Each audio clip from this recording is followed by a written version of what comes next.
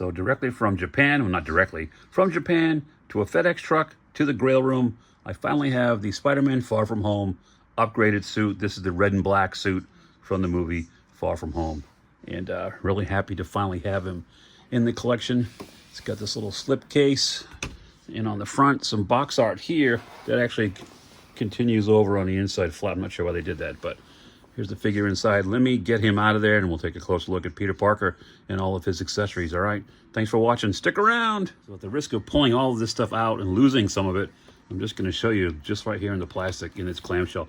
A bunch of different expressive eyes, right?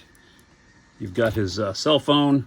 This is the mask that he can hold. It's flattened out, as you can see, so he can hold that in his hand.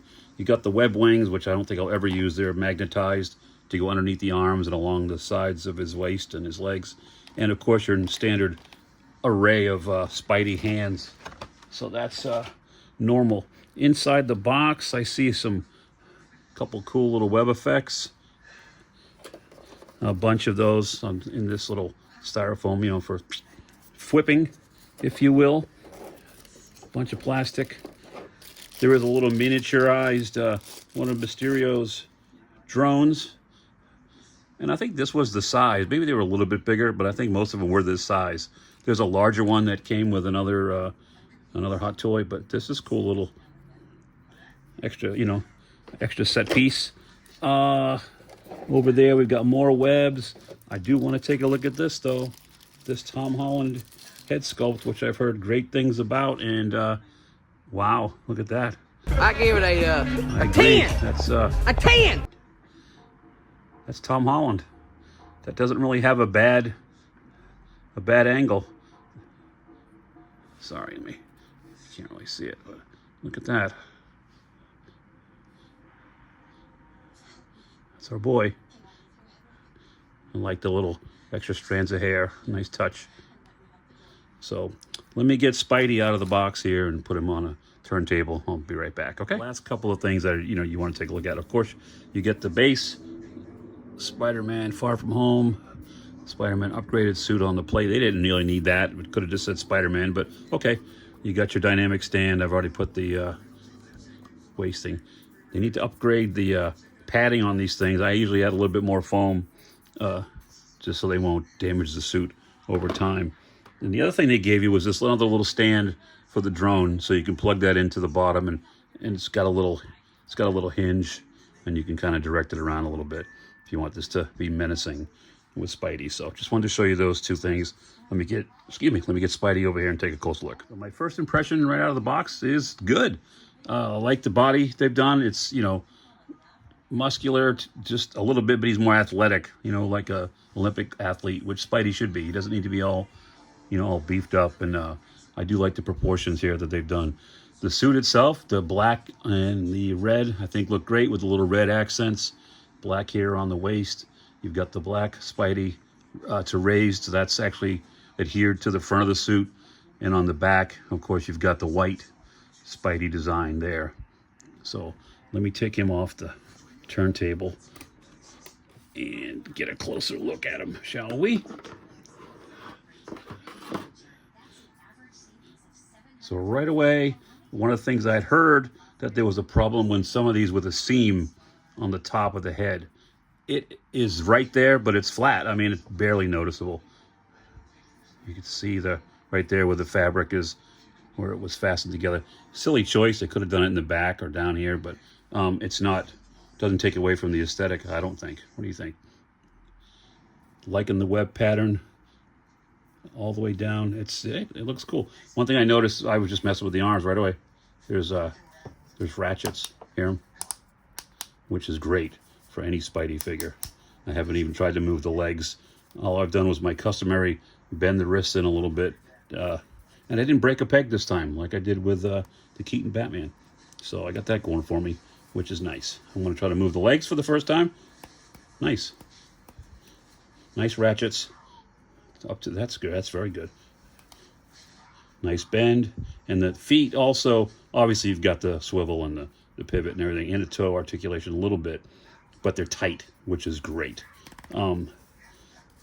The suit, I'm sure over time, if you left it in a dynamic pose, would crease. You know, especially here around the crotch, top of the legs, and up here. You get a nice double bend, and of course the pivot and swivel with the wrists. Head-wise, he'll look up that far, look down to about there. Pretty decent waist crunch, so you're getting into some of those swinging poses, which I'll probably put him in a couple. And going back to about there. I do want to pop on the Peter Parker head just to see what that looks like, so bear with me for a second. I'm not sure how that's going to look, but hold on. There it is. And voila. There's no separate neck piece or anything. Hey, Spider-Man. What do you think? Nice job, Hot Toys. Nice job. And of course, you got the same range of motion with the head. So you can have this and then put the mask, that empty mask that I showed you, in his hand like he's changing. But I'll pretty much keep him with his regular helmet on, his mask on. And I don't need or feel the need to change the eyes out either. I just like the standard big spike, but they do pop out, and those other ones just press right in place. But I'm going to leave them alone. They've done a nice job. You can see his ear kind of shaped behind there, and the nose, and no real hint of a mouth, but they've done a nice job of the shape of the head, and you can believe that that mask would fit on that face. So there you go. I'm going to put him in a couple of poses on the dynamic stand, so bear with me, and we'll pick up the video there and wrap things up. Tell me in the comments, what do you think? I think this is a winner. I'm really glad I picked him up. So, all right, stick around for the posing section. It's time for me to be a poser. We've got Peter still with his unmasked head on, just in a basic stance. A little bit more than a museum pose, maybe assessing a potential threat. Fists clenched, ready to spring into action. It's basic. We'll change him up. Stick around. Here he is, a little more dynamic a pose. Throwing a right punch there. At a villain, at a would-be bad guy. Nothing too extravagant. You can see the creases on the top of the legs, and again, if you keep these figures in these kind of it's not that dynamic, but it's called dynamic pose, it could, you know, it could crease over time and become permanent. So you just don't want to do that. Let me get him in a more Spidey like swinging pose. I'll be right back.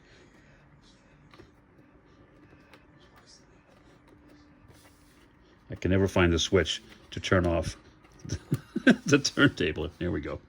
I need you to use your imaginations a little bit for this one. So he's swinging. He's coming off one web. Imagine another one right here, and he's just swinging through the streets of New York, just chilling, doing his Spidey thing.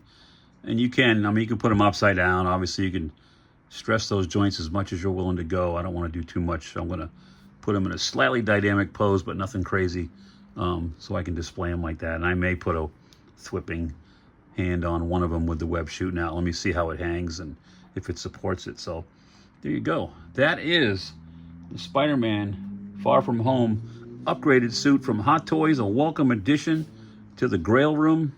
Let me know in the comments what you think. Do you have this figure already? Do you want it? I picked it up. Actually, I got it on Amazon. I used the old Payment Pal payment plan through Affirm, and in a really short time, he'll be all paid for. And it wasn't much. It was a lot cheaper than I thought it was going to be. These figures like this, I've been averaging somewhere in the $200, $230 with shipping range from Japan, and I'm okay with that. So I think they cost a little bit more than that when they were new. And this was brand new. It had every piece of plastic. Everything was still wrapped, foam underneath the arms. I mean, it was untouched until I opened it up a little while ago. So super happy with that. Appreciate it. So there you go. That's my story, and I'm sticking to it.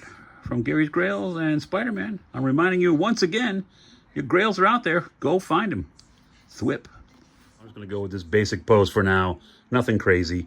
He's just standing there, getting ready to shoot a web, obviously, up into the air. I switched out the right hand for one of his whipping hands. So, and you can take, go through and kind of pull out the creases on the joints if you want to. And, the more you take care of it, the longer this thing's going to last. I mean, they're expensive, premium pieces, but they just don't last forever.